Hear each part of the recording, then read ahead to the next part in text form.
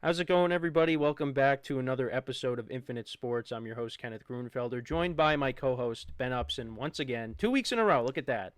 Today, we will be covering the NFL. We will be going over our predictions for the season, who's winning the divisions, wild card teams, playoff teams, Super Bowl predictions. We're going to go through both conferences.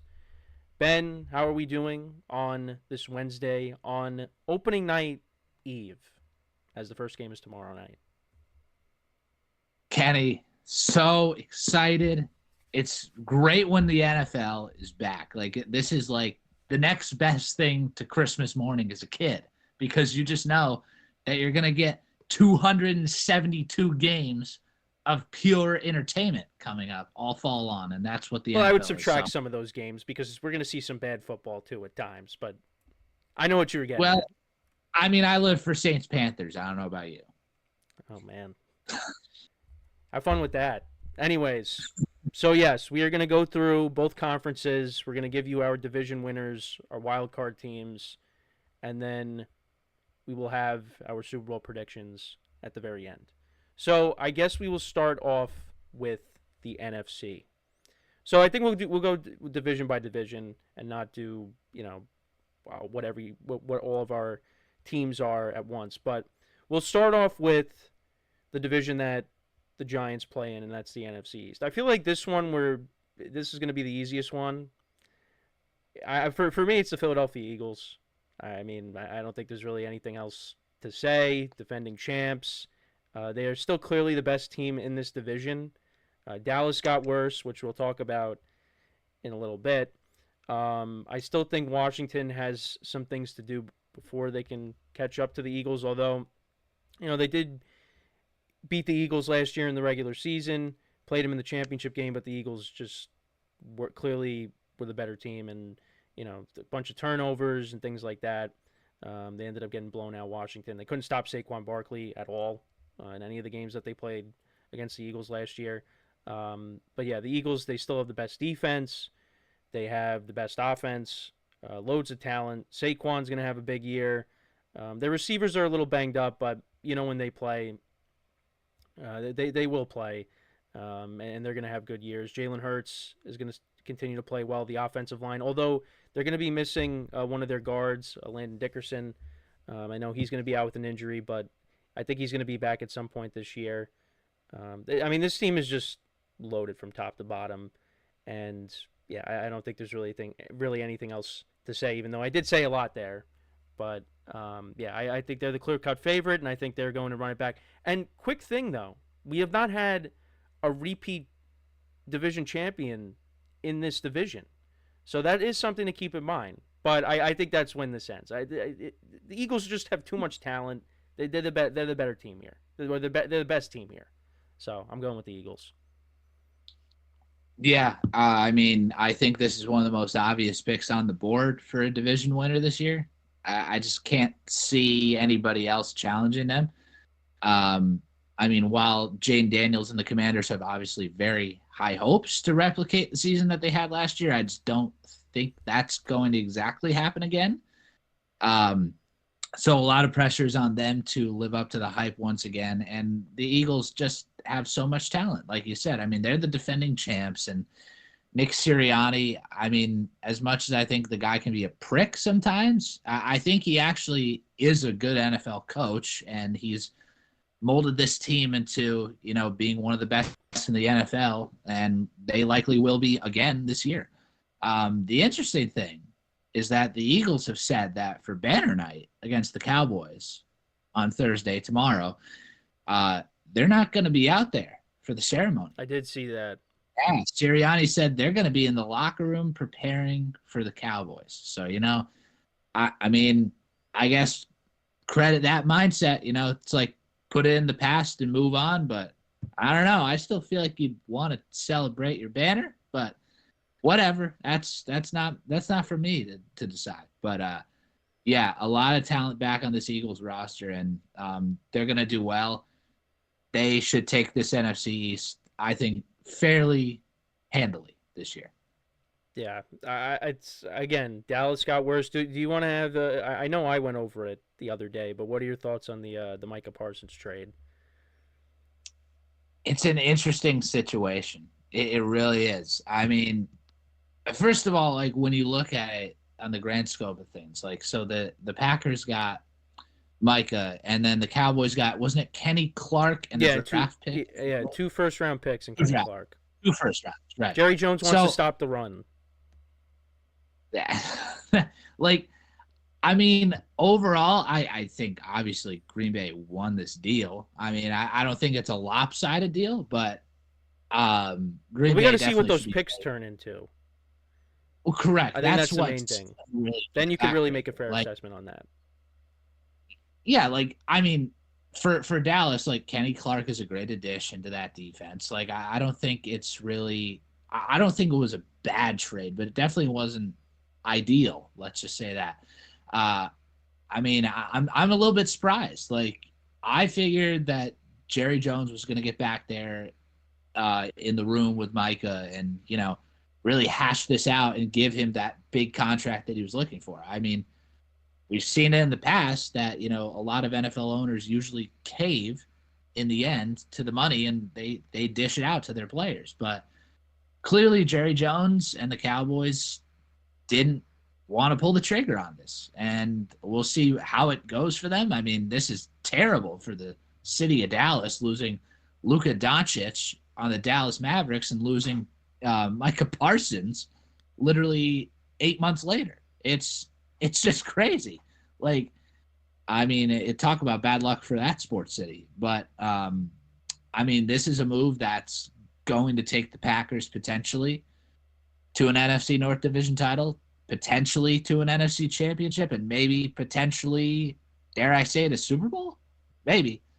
Stay tuned. We'll get to all that. But yeah, this is a great addition for Green Bay, and it's definitely one that's sent some mini shockwaves throughout the league. Yeah, because I just assumed that with everything that went on with Miles Garrett and T.J. Watt and even Trey Hendrickson, at least for the moment, he's going to be playing under the deal that him and the Bengals agreed to. I thought that Micah Parsons was going to meet that same fate. Even with him requesting a trade, I just figured they were going to get it done because you don't want to lose a player like that. But I guess the relationship was just so fractured to the point where Dallas was like, all right, we're open to getting rid of him. And that's what ended up happening.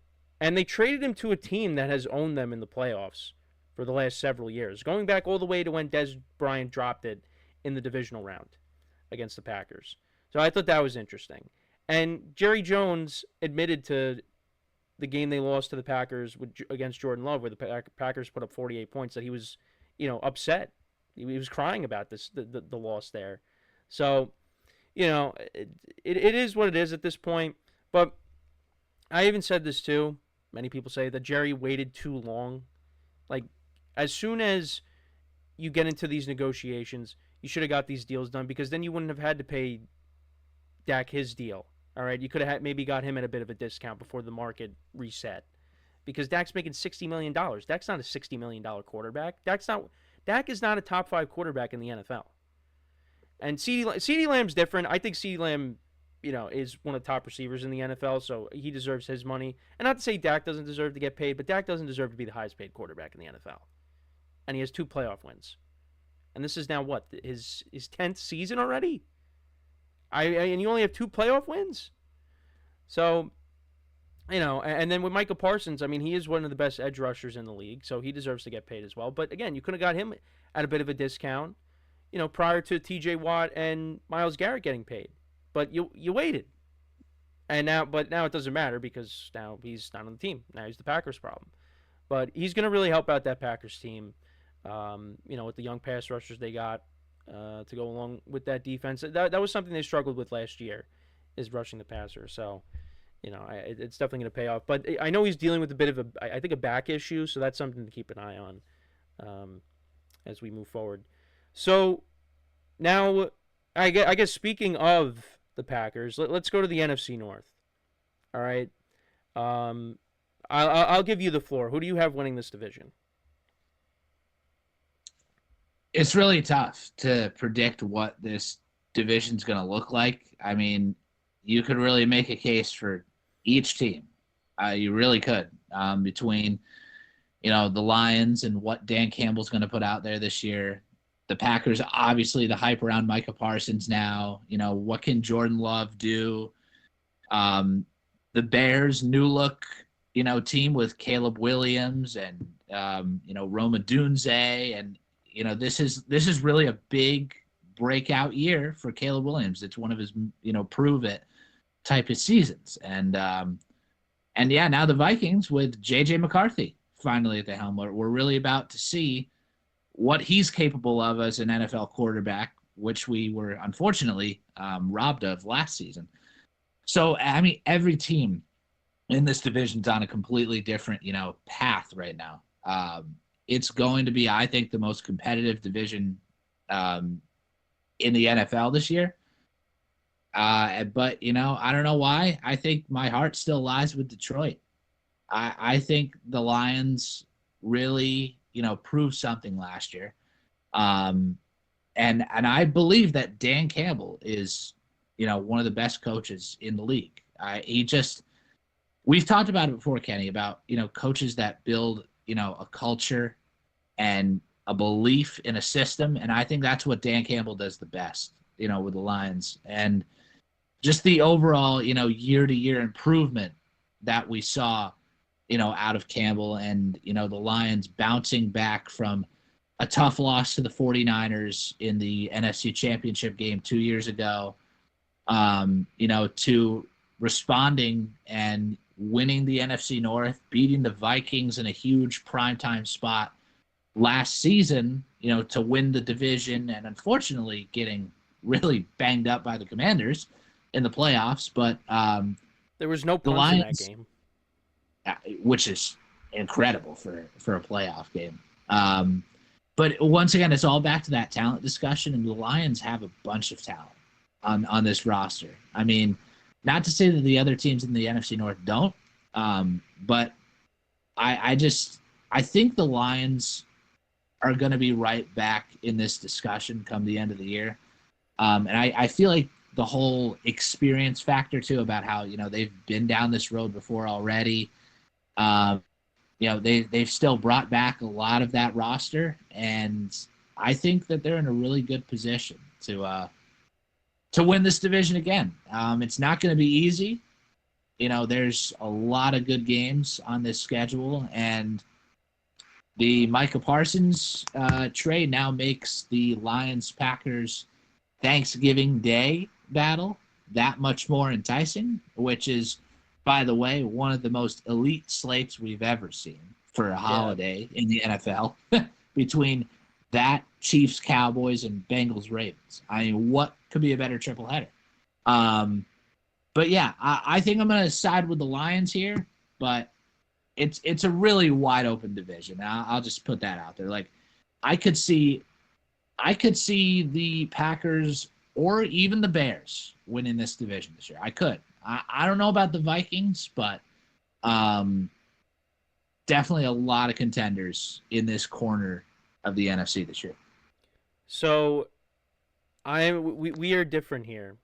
So you said you don't know about the Vikings, but I know about the Vikings. I'm taking the Minnesota Vikings to win this division. Wow. I'm going to do it because last year, so J.J. McCarthy gets hurt and Sam Darnold steps in.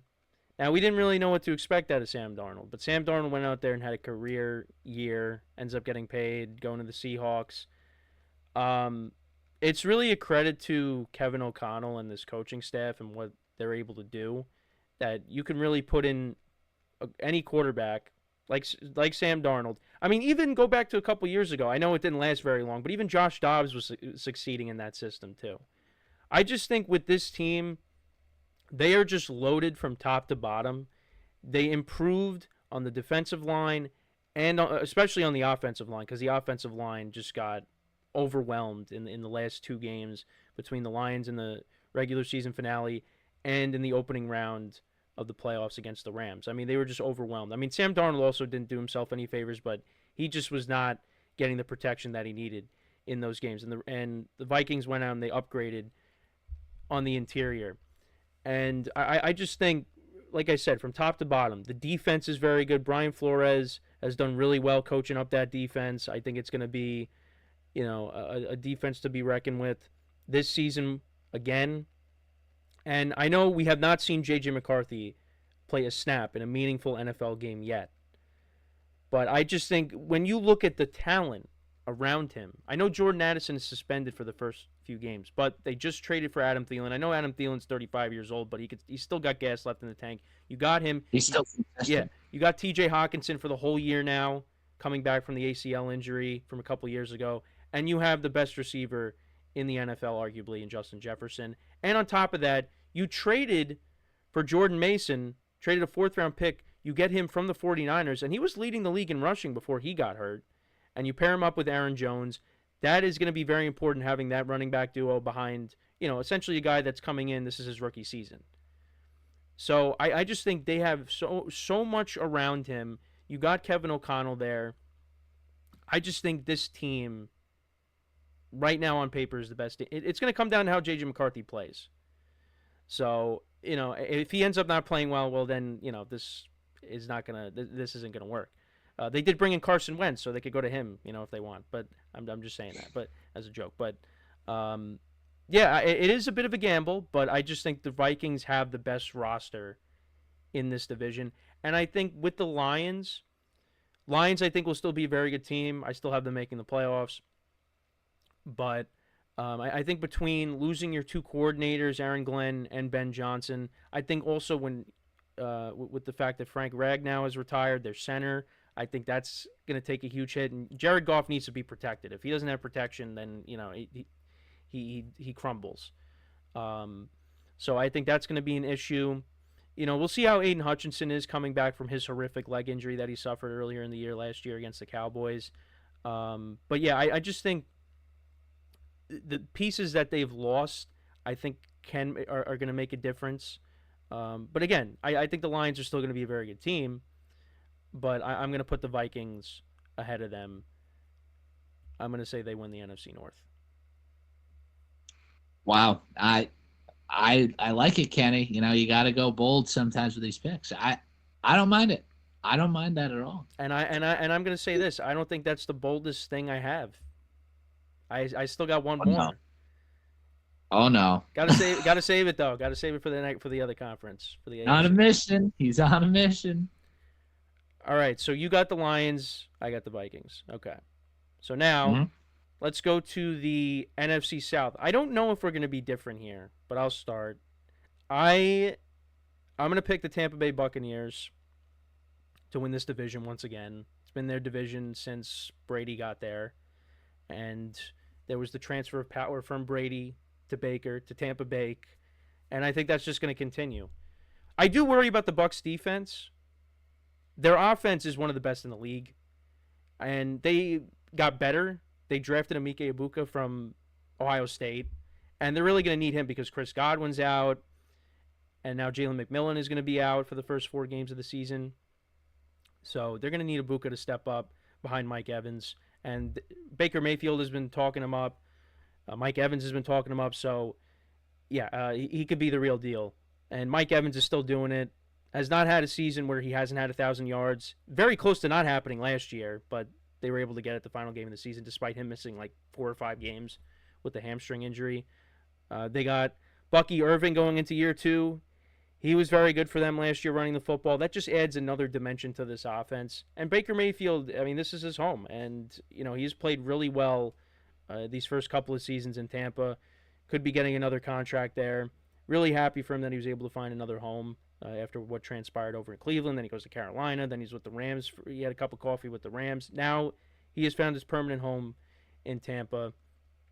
With the other teams in this division, the Saints, we were talking about it before we started here. They're not going to be very good. They're going to be arguably one of the worst teams in football. The Panthers, I think, are going to be better, but I think they're still ways away from really competing. But that's not to say that they can't give their divisional opponents, a tough time, because they did beat the Falcons last year at the end of the year, and they also, lost a tough game to Tampa in overtime. They lost some close games. The 2 teams that played in the Super Bowl, the Panthers played them really tough. They were up against the Chiefs. Chiefs, of course, came back and won that. And then against the Eagles, they had a chance to knock the Eagles off in Philly as well. So they're definitely going to be better. But I still think they still got some ways to go. The Falcons, they're gonna be a tough out. They're gonna be a tough out. I think that's what it's gonna come down to. Is going to be between the Falcons and the Buccaneers. The Falcons actually swept the season series last year. Didn't matter. Bucks were still able to win it.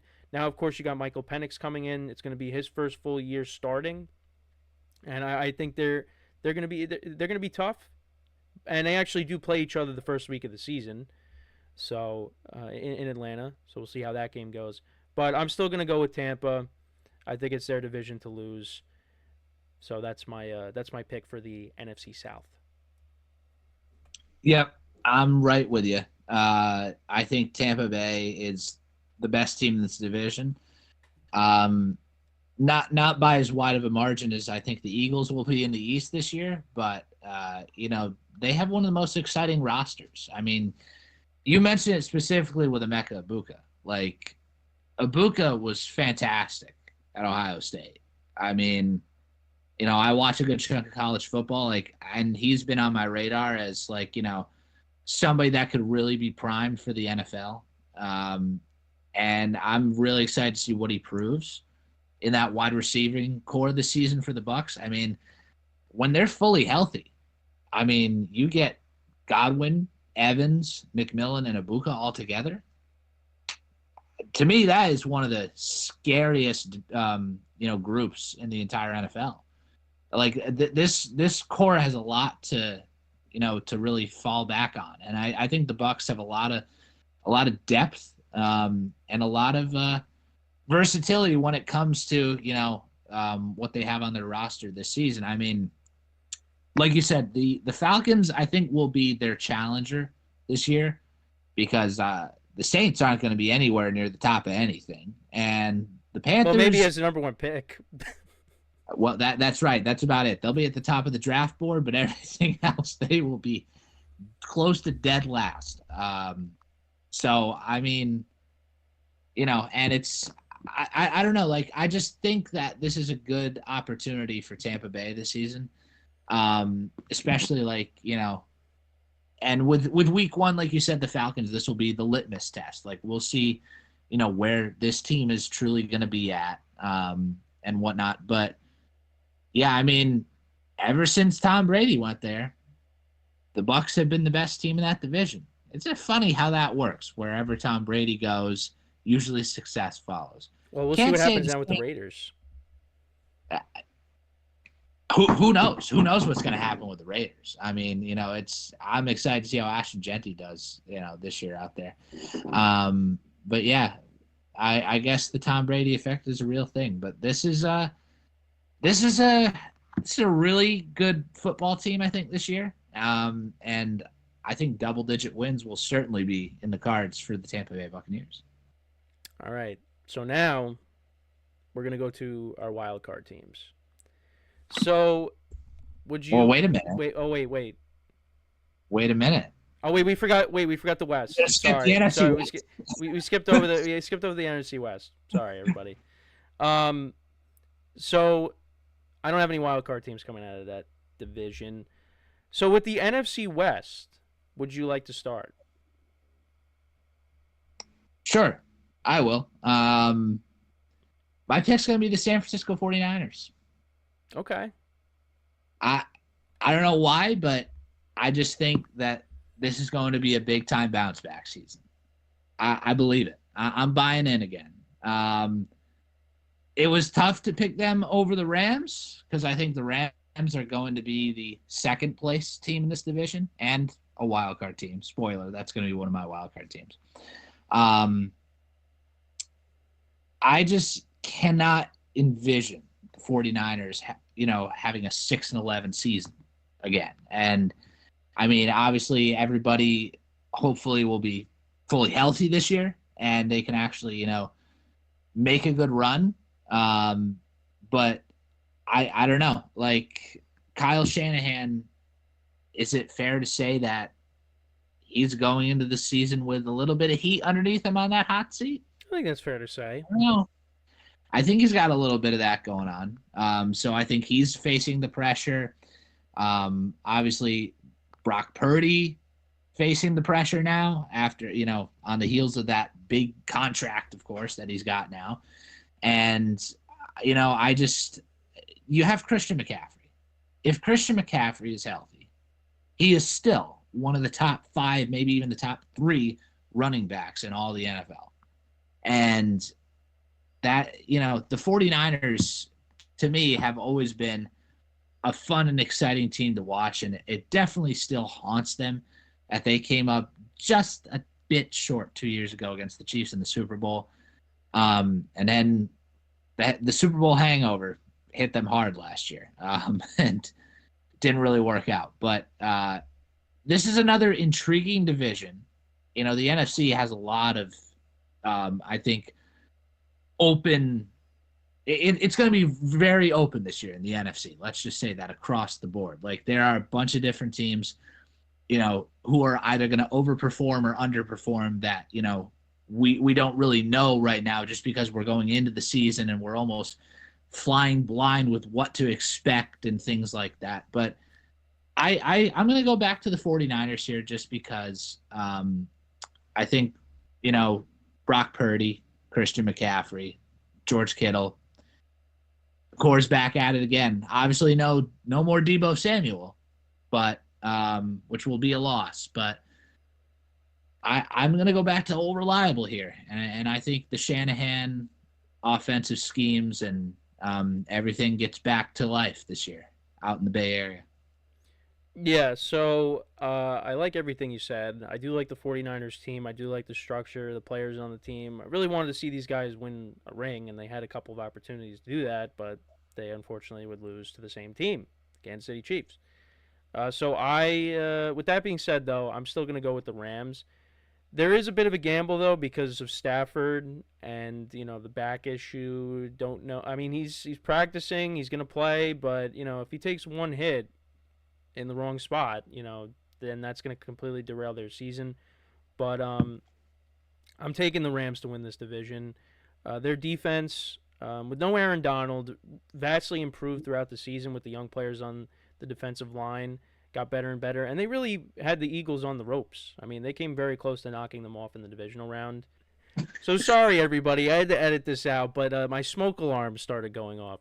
So that was an indication. Don't pick the Rams to win this division. But anyways, I am going to pick them to win the division. I am worried about Stafford's injury, but if he's healthy, this Rams team is going to be very good. I brought up the defense. They had the Eagles on the ropes in the playoffs. They almost knocked them off. Stafford's playing really good football.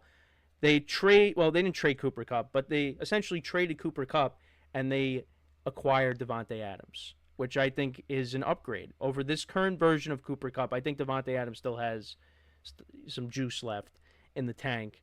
And opposite of Puka Nacua, that is a great 1A, 1B. And then you also have Tyler Higbee at the tight end spot, which I think he's an underrated player on this team. I think he makes the difference in this offense. And then, of course, you have Kyren Williams, who's one of the more underrated running backs in the NFL. He's underappreciated, can catch passes, can do everything.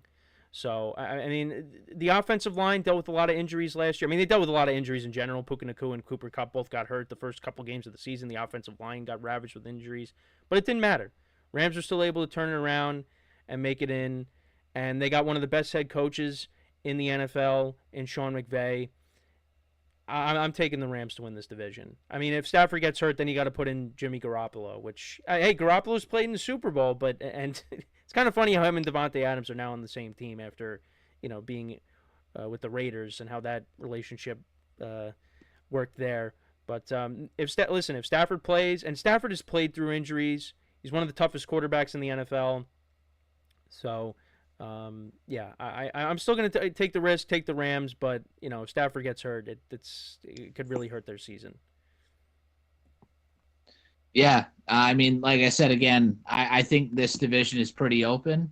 With those top two teams, it's going to be a battle between the 49ers and the Rams. What about Seattle? You like Seattle? I'm not loving Seattle. Okay. Not loving them. I mean, I think the talent's there. Obviously, excited to see Cooper Kupp in that offense now. Speaking of former Ram, that reunion is going to be interesting to see. Decent defense too in Seattle, but I don't know. I can't see the Seattle winning more than 7 or 8 games. They'll probably be right around the bubble come December. But I don't know. I would say they miss everything, division and playoffs. Okay. Okay. No Cardinals either. Not high on that. Mm, I mean, I Not feel really. like they're going to do what they typically do. Like they'll play well in the beginning of the season. You're like, wow, Kyler's looking really good, and then all of a sudden everything falls apart at the end of the year, like it always does. Yeah, that's a typical Arizona Cardinals season for you. Yeah, Yeah, but that's all right. I did like that they improved the defensive line because It did, they added Josh Sweat over from the Eagles. They which also is a big. they drafted some defensive linemen as well. So they made some upgrades. And They're Marvin trending Harris. up. Yeah, yeah, they're They're trending trending up. up. James Conner continues to run the football well for them. Trey McBride, another underrated player, one of the best tight ends in the league. Marvin Harrison Jr. going into year 2, put on some muscle this offseason. He's looking to have a better year in year 2. So I mean, yeah, there's talent there. But I still think the Rams are the best team in that division, and I think they're going to be the only team that makes the playoffs from that division. All right, so now we go to the wild card teams. I jumped the gun there before, so this is why I have my co-host. Everybody, they redirects everything, gets everything back on the tracks. If we start to derail a little bit, well, he couldn't Yeah, I help me with can't he imagine. couldn't help me with the smoke alarms, but at least Well, that part I can't help you. You're 100 miles away, yeah. so I can't really. Yeah. There's really nothing you could do. You just provide moral support. But let's go to the wild card teams. So I actually am going to have every team from the NFC North make the playoffs. So that would be the Lions. Well, I had the Vikings win the division. So I have the Lions, the Packers, and the Bears all making the playoffs. Now, is that going to happen? Well, we'll see. But I didn't want to have the same playoff teams. So the Commanders won't be in because they made it last year. Um, the Lions, look, I still think despite losing their coordinators and Frank Ragnow retiring, I think they're still a very good team. Jared Goff, I mean, I'm very happy for him that he was able to turn it around. The Rams essentially gave him up to get Stafford. I mean, honestly, that trade ended up working out for both teams. The Lions have become this very this powerhouse team. They got ravaged by injuries last year, particularly on the defense. I mean, they were missing so many starters, and that really showed in the playoff game against the Commanders, although Jared Goff also turned the ball over several times. But Goff has played very well since being traded over to Detroit. They got a very good running back tandem, David Montgomery and Jahmyr Gibbs. Amon-Ra St. Brown, one of the best receivers in the NFL. Jamison Williams, he's been looking very good. Last year, he really showed out. And the Lions supposedly are going to be throwing the ball more downfield, so that's going to really benefit him. Sam Laporta kind of took a step back in year 2, but he's still a quality tight end. And like I said, we got to see how Aiden Hutchinson looks coming back off the injury. But this Lions team has so much talent. It's hard for me to see them not making the playoffs. So I got them making it in as the first wild card. Second wild card, well, again, I told you, it's everybody in the NFC North. The Green Bay Packers. So they were another team that I was kind of on the fringe because they other than the Micah Parsons deal, they really, to me, didn't do anything that really moved the needle and to say, wow, the Packers vastly improved from last year. They really didn't do that until they got Micah Parsons. Like, they lost Jair Alexander, and they replaced him. Jordan Love last year I think took a step back, but I think that had a lot to do with the fact that he's hurt. Now he's dealing with a bit of a thumb issue this year, so that's not good. But the receiving core, I thought the receiving core was going to take another step forward, kind of took a step back. No one really took over that number one receiver role, which led to the Packers doing something that I hadn't done since the early 2000s. I think, what was it, like 2002, whatever? It was take a wide receiver in the first round, and that was Matthew Golden. And Matthew Golden has really been impressing, and let's see what he does now in the regular season. So if it's him, That's great. Packers got their number one wide receiver. I like what Tucker Kraft did last year for them at the tight end spot. And I really like what Josh Jacobs did running the football. Josh Jacobs was very good last year. And they kind of, revolved the offense around him at times. I want to see the Packers be more of a balanced team this year. And that means Jordan Love has got to be better throwing the football, limiting the turnovers. And if he could do that, and he could shake this injury that he's dealing with, this offense is going to be good. This offense is going to be good. Matt LaFleur is still a good play caller. So, there's the offense. Then on the defensive side of the ball, you add Micah Parsons to go along with Luke Van Ness, and you still got Rashawn Gary.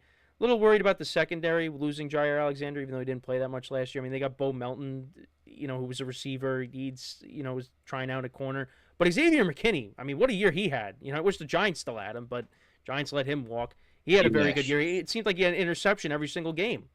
He was unbelievable. That was a slam dunk. The Packers had a very good free agency last year, getting Jacobs on offense and getting McKinney on defense. So, this Packers defense, now you add Micah Parsons. I mean, it was a solid unit, but now you bring over a guy that can get after the passer. I think that's going to make everybody around Micah Parsons better. So, I think the Packers, they're guaranteed to get, between 10 and 11 wins, and I think that's good enough to get them into the playoffs. So, that definitely would be good enough to get them into the playoffs. So I got them, and then I got the Chicago Bears making it as well. Again, a little bit of a gamble based off of how they did last year, but I do agree with this. I think everything changed for them when they lost that game to the Commanders on the Hail Mary, because I think at that point, before obviously that happened, the Bears were going to be, I think at that point they were going to be 5-2, if I'm not mistaken, or 5-3, and I feel like that loss. What was it? I think 5-3. Yeah. So I really do think that kind of just caused the derailment of that season, because then they didn't win another game until the final game of the regular season, I believe, which was against the Packers in Lambeau. And let's not forget one of the worst disasters of the regular season. The Thanksgiving game. Malpractice with the clock management on Thanksgiving Day. And I rewatched the highlights of that game recently. I could not believe that. And I remember I was in my car. We were going to my grandma's. I'm watching the game on my phone. And even I'm saying, call a timeout. Call a timeout. What are you doing? And they just let it tick all the way down. And they ended up losing the game. But hey, they covered at least. They covered.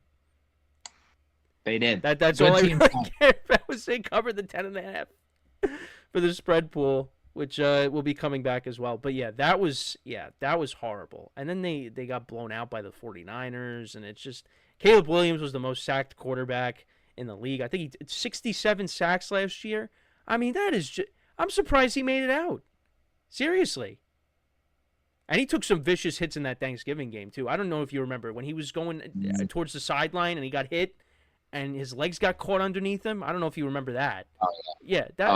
Even Jim Nantz was like, "Oh no!" Like they thought it was going to be a significant injury, but they improved the offensive line. Got a couple guys, or a few guys. They also drafted Colston Loveland, another tight end. I think Rome Odunze is going to have a big year too. You still got DJ Moore. You got DeAndre Swift coming out of the backfield. Ben Johnson, I think, is going to be much better than Matt Eberflus. Even though Matt Eberflus can coach a defense, but they need to improve that offense. And I think in year 2, Caleb Williams is going to look like a different guy. You saw it a little bit in the preseason game against the Bills, and I know you don't want to overreact, but it was kind of an overreaction. That was honestly the best I ever saw Caleb Williams look. Really, he looked comfortable. I mean, you only saw the tight ends involved in that drive against the Bills, Loveland and Cole Kmet. But I mean, if you get that Caleb Williams and you could protect him, and he could, create plays by himself, some off-script plays. You saw that a lot last year. I think the Bears, and they got the defense is not bad. I think they're going to find a way to get in. I think they will find a way to get in, and they're going to be a thorn in the side of the teams in the division. So, I'm gonna take the Bears. I'm gonna say every team in the NFC North makes it. Now, it might not happen, but hey, somebody's got to do it. So why not me? Yeah, well, so I mean, we're right in line with the Bears. I mean, that's how I view the Bears because like probably going to be one that sneaks in with the last spot, you know, and fights enough to make a wild card spot. And like you said, you really outlined it all. But Ben Johnson especially, like I'm very excited to see what he's going to do, getting his chance now post Detroit era, and what he did with that offense. Incredible mastermind that he is. Um, so the ceiling's very high for the Bears, and like I said, I'm very excited to see Colson Loveland and Luther Burden this year. That's right, the other receiver. Two really strong rookies from this class that I think can really make a splash on this team. But that remains to be seen. Obviously, like you said, DJ Moore and Rome Odunze will be taking plenty of targets this season from Caleb Williams. In no order though with these other two, I'm thinking the Packers get in as a wild card because, of course, I have the Lions winning the division. And then I'm going to go back to the Commanders. I think the Commanders can still be capable enough in this conference to get a wild card. It was tough for me to pick the Bears, I will say, over the Falcons, because I think the Falcons actually might have a chance, to get a wild card spot this year. Lot of hype around Bijan Robinson, of course. He's going number 1 or number 2 in almost every fantasy draft that I've seen. I'll see what happens tonight in mine. Hey, I won't be getting him at the 107. I can tell you that. No, you won't. You definitely won't. And obviously the first full year of Michael Penix, which will be nice. I mean, really a slap in the face to Kirk Cousins, by the way. I don't know if I know really he's still on that. the team. He's still on the team. Yep, he's still there, and they paid him $100 million for Guaranteed. 1 year. Yep. Yeah, guaranteed money. I mean, I'm sure Kirk Cousins is happy about the money, but I'm just sure he's not pleased about. Maybe he gets traded in the middle of the year. That could be something. That's what I'm thinking. That's what I'm thinking because if the Falcons are really sold on Penix, why is Kirk Cousins sitting on the bench there? Kirk Cousins is a viable starting option for some of these other teams out there. I mean, you don't think the Saints could use Kirk Cousins? I mean, I don't think they would. I don't think they would trade him within the division, though. This is true, though. This is true. I mean, intra-division trades would be really, yeah. But I mean, there are teams out there that need a starting quarterback. I mean, Kirk Cousins shouldn't be sitting on a bench. I don't care if he's getting older. I mean, he did look pretty rough, in the middle of the year last year before he got benched. Yeah. But it's kind of funny, though, because he had a game where he threw for 500 yards. Right. Was that the game against the Eagles where he led the comeback? Or was that a different No. Well, he did lead the comeback, but he didn't. No, it was the game against Tampa on that Thursday night. They won in overtime. Oh, that's right. Yeah, he threw for 500 yards in that game. That game was a shootout. I remember that. Yeah. Yeah, but those would be my 3 though: Packers, Bears, Commanders. Falcons just missing the cut in my opinion. I think they'll have a chance to make some noise in a viable NFC South division because it's literally only going to be the Bucs and the Falcons, I think. But watch the Panthers just win the division out of spite. I think the Panthers are trending upward. No, they are. Yeah. I'm excited to see how Teterow and McMillan's going to look. Yeah, I love how you're bringing up guys from your fantasy team, McMillan and Genty before. I mean, you just. Well, these are all great guys. You just want them to help. You just want them to do well in week 1 because you're playing me. Yes, and manifesting everything. That's right. You cracked the code, Kenny. No, but a guy who had really great hands in college, T-Mac, as they call him. He made some ridiculous catches at Arizona. So another rookie in this class that I'm really excited to see. I think that's the best part about the first couple of weeks of the season is while you're trying to figure out if everyone's good, you're trying to see which rookies are going to stand out from the rest and really make their impact. So that's what I like the most about the first weeks of the season. But yeah, those would be the 7. Eagles, Lions, Bucks, Niners win the divisions.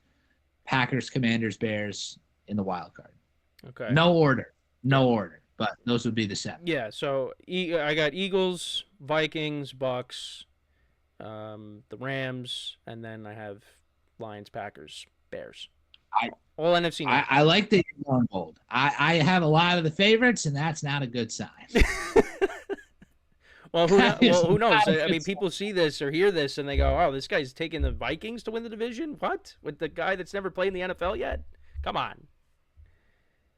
Well, I mean, yeah, that was kind of my thing too. It's like this is the first time we'll see JJ McCarthy, so I just don't know. I'm not down. You know what it is? It's me not doubting lot. Kevin O'Connell. It's me putting all my eggs in the Kevin O'Connell basket. Yeah, and it's a good basket to put your eggs in because Kevin O'Connell's really good. You know? So,